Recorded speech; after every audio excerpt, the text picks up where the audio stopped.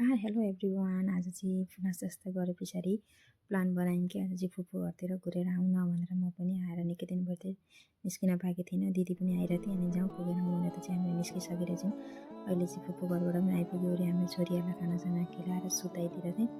सुताए पछाडि म किचनमा गएँ। मम्मी चाहिँ यता यही लड्डु बनाउनको लागि तिलहरू भुटिराख्नु भएको रहेछ अनि म पनि यसो हेल्प गर्नुपर्नु र भनेर म पनि त्यहीँ अब किचनमै बसेँ।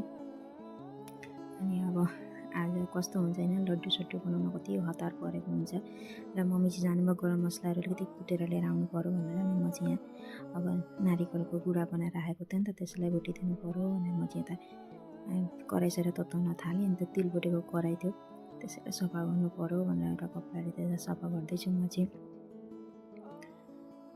अनि यसरी नरिवलको लड्डु बनाउँदा चाहिँ अलिकति घिउ हालेर भुट्यो भने राम्रो आउँछ नि त, बास्नाहरू कति राम्रो हुन्छ। अनि त्यसैले अलिकति घिउ हालेँ। अनि यो चाहिँ हामीले अगाडि दिनै कुटेर गरेका थियौँ नि त, नरिवलको गुडा बनाएर थियौँ। अनि यसरी उसमा राखेर चिनी हालेर मजाले राखेको थियौँ, पुरा टाइट भएछ। अनि मम्मी चाहिँ यसरी निकाल्दै हुनुहुन्छ, यसरी फुटाएर गर्नुपर्छ भनेर। अनि मैले मम्मीले तपाईँ नै गर्नु त मम्मी भनेर दिएँ मैले चाहिँ। अनि यता चाहिँ मम्मीले भुटेर थालमा राखिदिनु भयो। अब म चाहिँ लड्डु बनाउनु पऱ्यो भने थालेँ। पुरा तातो तातो थियो, म चाहिँ अब फटाफट गर्दै त्यस्तो तातो थियो नि त, हातै पोल्छ जस्तै भइरहेको थियो।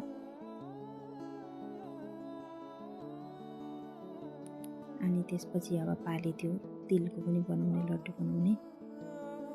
हजुरहरूलाई चाहिँ कुन चाहिँ लड्डु राम्रो लाग्छ? तिलको लड्डु राम्रो लाग्छ कि नरिवलको राम्रो लाग्छ? मलाई चाहिँ नरिवलको लड्डु राम्रो लाग्छ, तिलको चाहिँ त्यति राम्रो लाग्दैन। त्यो पनि खान्छु अब एक दुईवटा, यसै खानु चाहिँ पर्ने हो तिलको लड्डु होइन। र अहिले चाहिँ हाम्रो कोही लड्डु भएर बनाएर रेडी पनि भयौँ। अब धेर थोक त जस्तो बनाइएको छैन।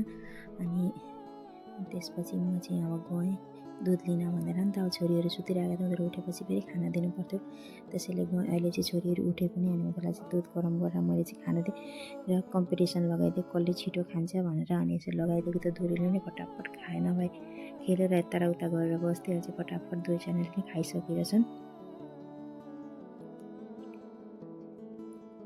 अनि त्यसको बादमा आएँ म चाहिँ छोरीहरू लिएर यता काकी घरतिर। अनि काकीले पनि यता लड्डु पिठाहरू के त बनाएर यता रोटी पकाउन रेडी पार्नु भएको रहेछ। यता मलाई पनि खाना दिनुभयो। म चाहिँ एकदम पेट फुल भइरहेछ, काकी आज खाना खाँदै भन्दै थिएँ, त्यही पनि खानु न भनेर जोर जबस्ती दिनुभयो र हामीले चाहिँ यता बसेर चाहिँ खाना चाहिँ यता चाहिँ म खाने मान्छे भन्दै चाहिँ त बोल्नु चाहिँ। अनि अहिले चाहिँ डिनर यता दिदी बाहिर